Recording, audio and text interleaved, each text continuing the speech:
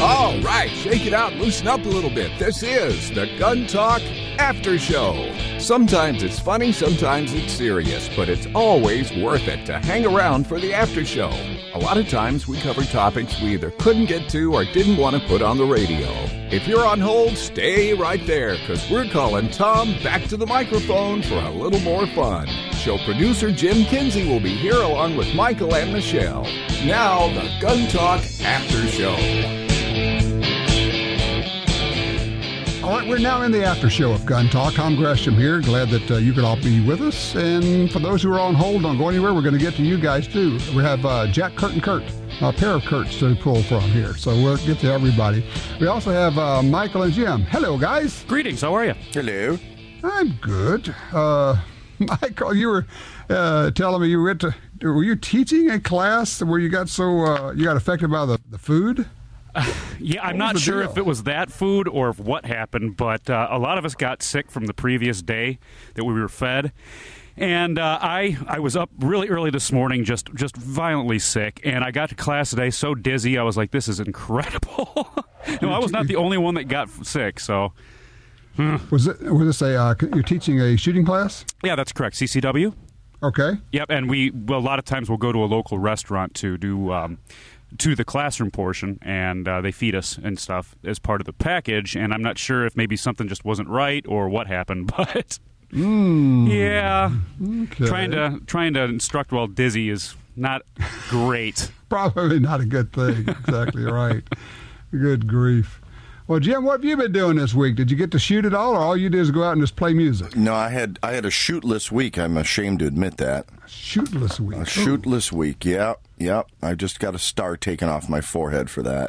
At least you can pick up a gun and just drop the mag out, and play with it that way now and then. Right. Well, it was cool. Yeah. We went camping, and I had a music gig over the weekend. And when I was leaving for the gig, I left the campsite and was just ready to check with my wife about her being properly armed, and she beat me to the punch. Says, "No, I got this, I'm good."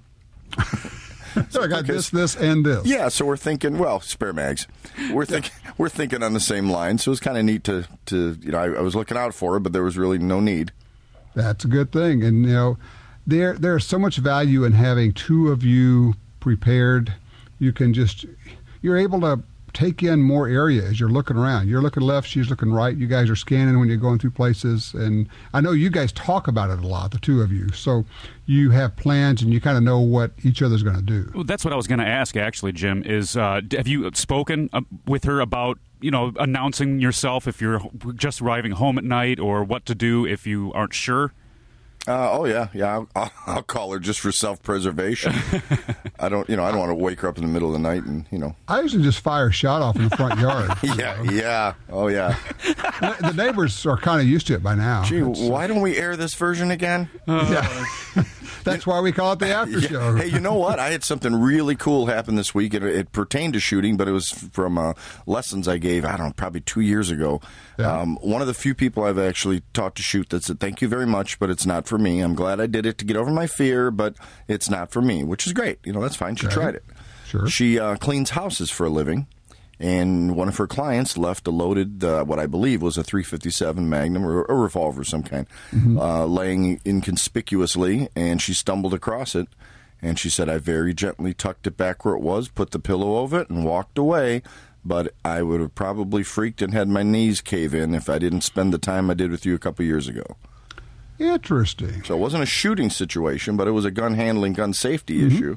Mm-hmm. And, she's still intimidated by it, but she was enough to not drop it, not squeeze the trigger, not put her finger in the trigger. Yeah, and she knew it wasn't going to bite her if she didn't do anything to it. Right. I think for a lot of folks, they think, if there's a gun there, it could jump up and chase me around the room or shoot me or something, and just they don't. Valuable. They don't?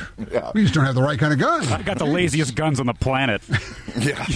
they don't do anything. That's right. Just sit there.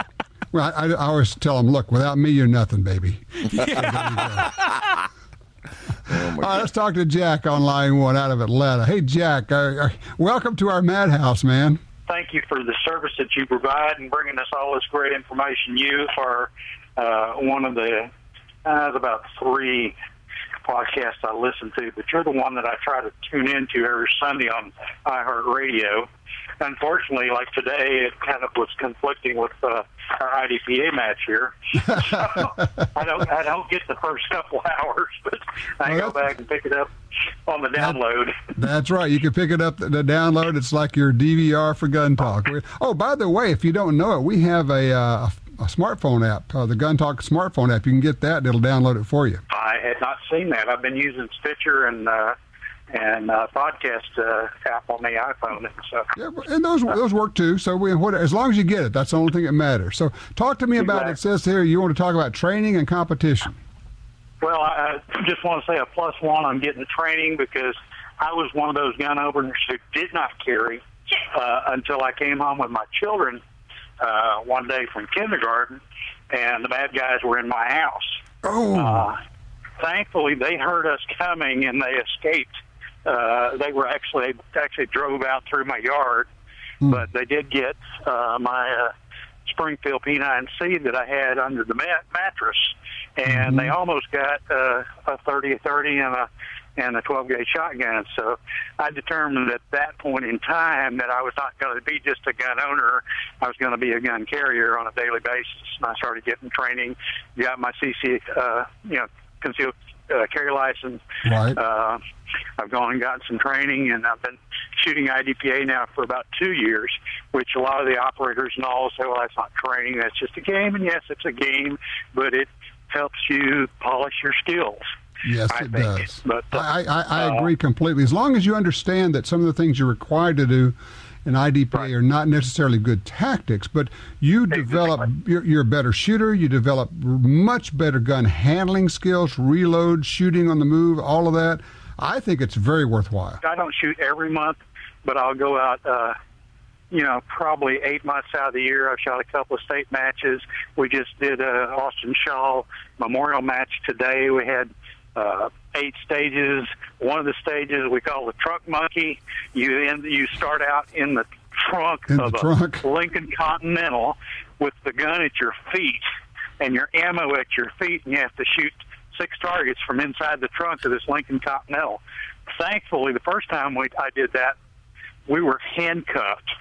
And for a short, fat boy, that really is a problem.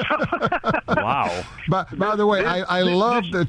I got to tell you, I love the Trunk Monkey commercial. You're familiar with that one, I take it. Yes, I have. And, one of our IDPA, chief safety officers came up with this stage a few years back. I don't know how many times I shot it, but it was the first stage I ever shot at any match, and wow. And I was tempted not to come back, but pretty challenging, yeah. It was very challenging. I thought, whoa, if they're all this hard. But it's fun because I'm fortunate to be with in this area because the Greater Atlanta Defense Pistol Association has a great club. They put on about 8 matches a week at the indoor venues. Wow. And then there's 3 or 4 IDPA outdoor matches every month. And the 4th Sunday of the month, we always do it down at South River Gun Club. I put in a thing for them because it's one of the best gun clubs east of Mississippi. We get 20 some odd pistol bays, trap, skeet, 300-yard rifle range, bullseye range, and a great clubhouse and great people. A bunch of people out there. So Jack, that is just fabulous. I appreciate your calling. I appreciate the +1 on the training and really the advice about competition. I am right there with you. Anything that has you shooting and trying and forcing yourself to be better and brings an element of stress to it is certainly going to pay off if you ever have to get into a self-defense situation. Also, it's an exercise in problem solving, and that's what real life is. So way to go, man. And congratulations on getting involved. And I'm sorry it had to be because your house was broken into. I'm glad everybody was safe. Guys, that's one of the scarier situations. You're coming in with your kids. There's somebody already in your house. Oh, I don't have any kids, but that would be terrifying. Yeah, I'm not entering, armed or not. Well, that's, of course, if you're already in there. The other thing I would mention to people is, if you're by yourself especially, don't block the exit. Your goal is simply to get them out of there, not to arrest them, not to hold them, not to shoot them. Just, hey, get out of my house. And if they're willing to go, get the heck out of here. I'm not trying to hold anybody for the police. And people say, well, I'm going to hold him for the cops. Really? And if it takes an hour, you're going to hold a gun on somebody for an hour? Well, I'll make him a sandwich, get him a pop or some soda. Yeah, I don't know. It's going to be a while, buddy. There you go. We'll get to you in a minute. I'm going to turn on by the way, what shows do you like? We'll watch a show while we're waiting for the cops here. Hey, soccer's on. Soccer. That'll put him to sleep, and then the cops will arrest him. Yeah, there you go. Let me get Kurt in before we have to take our break here. The first Kurt, line 3 out of Lebanon, Ohio. Hello, Kurt. Welcome. Hey, Tom. How are you doing? I am good. I hear you wanted to take issue with me about something. Well, he's made me spend a lot of money, Tom. Well, and that's bad. Why? Join the crowd. What in the world did you buy? What did you get? I've been sitting here thinking about it. I just realized he's made me spend more and more, too. It's not just the first one was 10 millimeters. You got me involved with those. I started with a 29, a Glock 29, and then you came out with the GT10. Mm-hmm. And I ended up I sent you an email saying, hey, bobtail would be really nice on that, and sure enough, you did it, so I had to buy one. Hey, that's right. You added to the package. And then the lady from Curry's Guns calls up and says, hey, Kurt, were you interested in the second one? Because somebody's backing out. And okay, yeah. So now I've got 2 of them. You've got 2 GT10s? I've got 2 GT10s. Why didn't you just get one? Never been fired. Why didn't you just get one GT20? So I got to ask you, Kurt, because I think it's such a good-looking gun. I love the way it turned out. When you take that thing to the range, do people react to it? Oh, yeah. They all want to touch it and shoot it. Yeah. It's a great pistol. It just is so gorgeous. So where are you getting your 10-millimeter ammo? Are you finding it okay? Double tap. Oh. Yeah, good stuff, man. I talked him into, was one of the times at the gun show, he had the 10% off, if telling you heard him on Gun Talk, and then he had a 10% deal on for being at the NRA show, and I asked him, well, could I get both at the same time? And he hemmed and hawed and finally said, okay, yeah, sure. But I think I bought like 2,000 rounds at the time, so. Ooh, all right. I'm good for 10 millimeter for a while, and that was before all this crap happened, too. Before, yeah, so that's right. It was a little cheaper back then. Well, Kurt, you're my hero, man. I got to tell you. All right. Well, listen, appreciate the call, sir. And I tell you just keep listening. We are working on having something else you probably are going to be interested in. So we'll have that. If we can pull it off, if I can get everybody to get in line on this deal, we'll pull it off. We'll have that announcement later this year. Appreciate that. Hey, guys, let's take a quick break here. We'll come back. We'll pick up our last Kurt, and then we've got some stuff we need to talk about. So we'll be right back.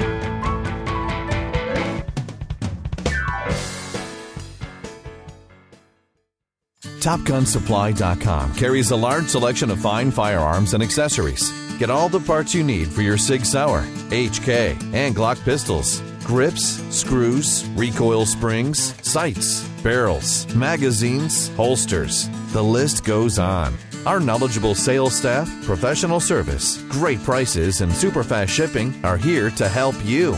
Check us out today. TopGunSupply.com. TopGunSupply.com.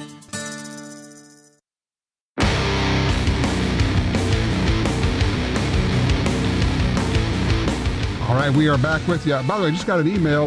A guy says, hey, you said you were carrying a gun for the last 2 weeks and you really liked it. Couldn't get what that was. I hope he can pull down the podcast. But I'll also shoot him an email. That was the Springfield Armory XDS, as in Sierra. It is their little single-stack compact pistol, very thin. They have it in 9 and 45. And the 45, I mean, it's like a little bitty, but shoots like a 1911. It just shoots great, guys. That's a nice pistol. It's got to have a lot of punch to it, though, right? Being so small. You can feel the difference, certainly, but it's not as much as you'd think. Again, you got a lower bore line than you would on a 1911. I like the 9 just because you get an extra round out of it. But, that's when you get into the whole 9 versus 45, ballistically, they're very similar. You know what? You're talking religion. It's like, mine's better than yours, and it's like trying to talk to somebody about their religion versus yours. And it's weird because you'll actually hear people that when they start getting into it, it almost sounds like they're arguing religion, 9 versus 45. Yeah. But on the other hand, it has sold like a zillion copies of Guns and Ammo magazine over the years, too. Started how many bar fights? Yeah, exactly. I don't know 9 about versus that. 45. That guy that says, well, if anybody ever shot me with a 9 and I found out about it, I would barely be unhappy. Yeah, right. Yeah, right, yeah. Manly. Okay. Yeah, I'm jonesing. I need some more Kurt action. Do we have any more Kurts available today? You are in luck. I have 2 more. Just the one now. But Got a Kurt left. All right, let's talk to Kurt in Milton, Florida. Hello, Kurt. Thanks for your patience. Hey, Tom. Thank you. Appreciate it. Just a quick thing. I had bought one of those Norinco SKS 10s at Kmart about 25, 30 years ago in Norfolk, Virginia. And I finally broke it out. And so, because, the price of ammo. So I go to YouTube and said, well, let me figure out how to take this thing apart because it had a little bit of cosmoline on the outside, so I know it had to have some on the inside. So I found it on YouTube, cleaned it up, and the more I looked in the YouTube thing, I see these things about the slam fires and on and on. Mm-hmm. So as I researched it a little bit, I found this outfit or this gunsmith in Texas, in Bowie, Texas, that does kind of some upgrades to the bolt and bolt carrier. And I was just wondering if you had any experience with that. What he did is he does some a little bit of machining to the firing pin area and fixes the taper, because the firing pin apparently is tapered and so is the opening. And I guess that makes for a bad situation sometimes, and that's what contributes to the slim fires. And he also put in a return spring for the firing pin. And I just wondered if you'd heard anything about that or you knew anything about it. I mean, I had it done, and the piece came back great. And I'm going to go use it, try it this week. I'm going this week. Okay, so you haven't shot it yet. You haven't shot it yet? No, I haven't shot it yet, but I'll tell you, there's a big difference. There's a big difference in taking that carrier and like they say, check it, rattle it, and you can see make sure the pin's moving freely, as opposed to pushing it in and that spring just kicking it right back. Okay. So I just wonder if you'd heard anything about it. I have not. I didn't know, guys. You guys know anything about that? Yeah, I own a couple SKSs. Jimmy, you got one now too, actually. Yes, I'm no longer an SKS virgin. The main thing you're going to run to is slam fires on an SKS is, like you said, it's primarily because it's really dirty or all the cosmoline has not been properly taken out of that firing pin in the channel. So the biggest thing with the SKS is just keep them clean if you can. The best thing I found to keep that clean is literally brake cleaner for a car. I'm sure there's other ways, but that just takes everything right out. Including the stock finish. Well, you take it out of the stock. Clean your stock while you're at, yeah. The Norincos don't seem to be as notorious for slam fires. From what I've read, they don't seem to be. You see that a lot, apparently, in the Yugoslavian models and a couple of the other later built ones, but it's cool that you had it done. I'm curious to see how it holds up. I don't know if it really is going to accomplish a whole lot.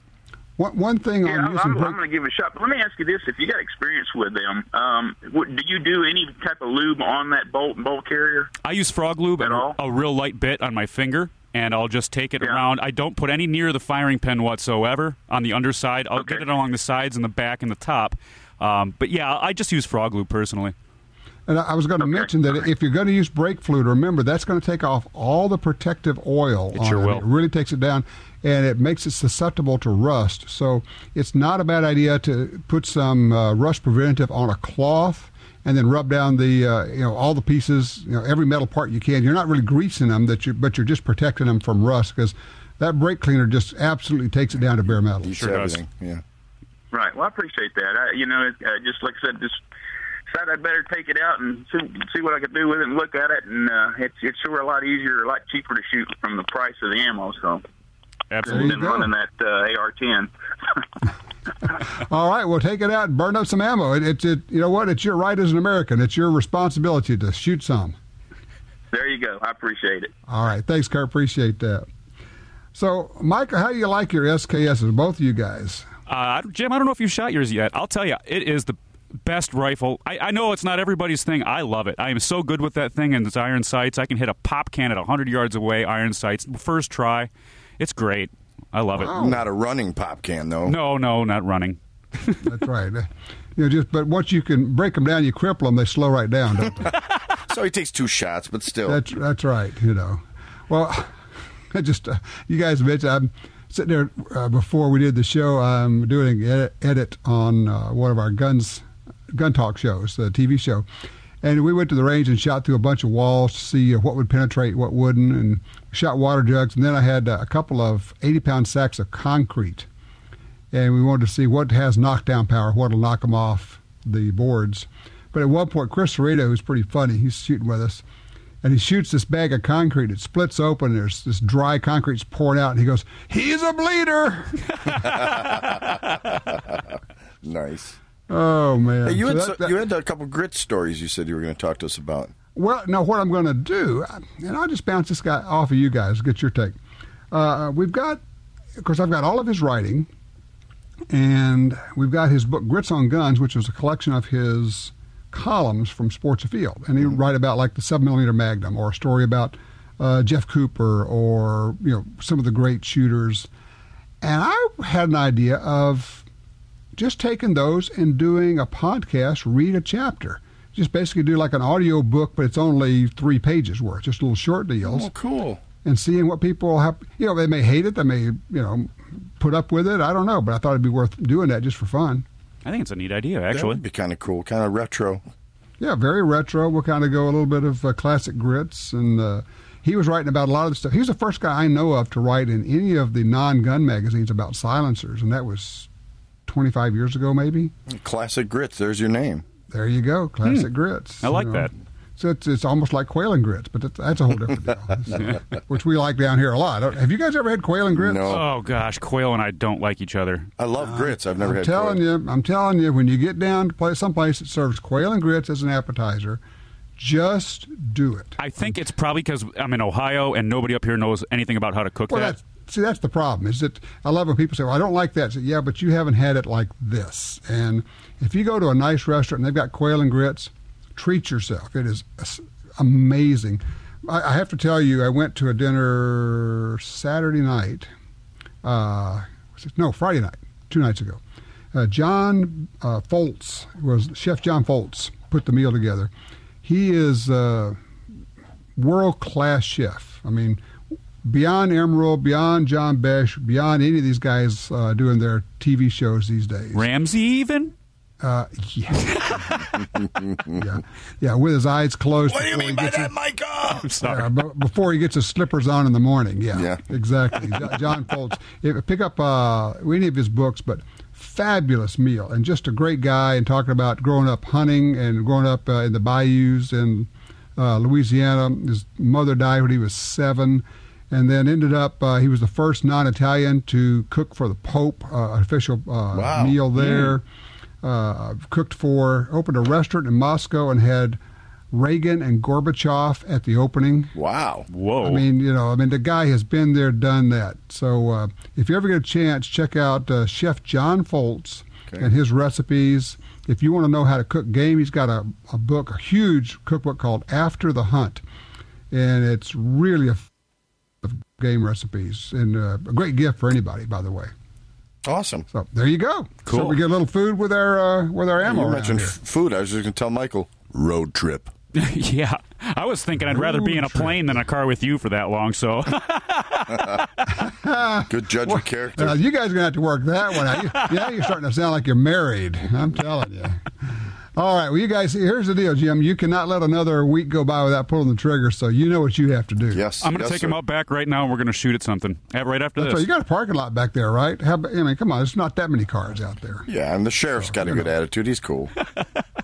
Besides, that's why they make suppressors. Come on. That's right. There you go. So there you go. You guys need to, if you don't have them, you got to get your orders in, start getting in line for suppressors, by the way. Oh. That guy was talking about that P90. What a great find if that's actually what he's got. And you're talking about all these awesome 10 millimeters. I can't afford any of this stuff. Yeah. You could save up and get a one-threaded barrel and get a suppressor. And you can get a 45 caliber suppressor, but you can shoot 40 and 9 in it also. Anything smaller, yeah. Really? Now, see, I just learned something. Yeah. Yeah, you get one suppressor in 45, and then you can put it on, just get threaded barrels for a 40 and a 9mm and work on all of them. Neat. That's a good idea. See how much money I'm saving you right here? You can't even afford not to buy one he's now. the great enabler. All right, and with that, we're going to put a bow on this thing and call it done. How's that? All right. Take care. All right, guys, thanks so much. All right, everybody have a great week. You've been listening to the Gun Talk After Show. It comes up after the regular radio broadcast right here. You can download it on your pod, or you can listen to it right on your computer. This is where Tom, Jim, Michelle, and Michael hang around and have a little more fun doing what they do best, talking about guns. Check us out online at guntalk.com, and we'll see you back here next week.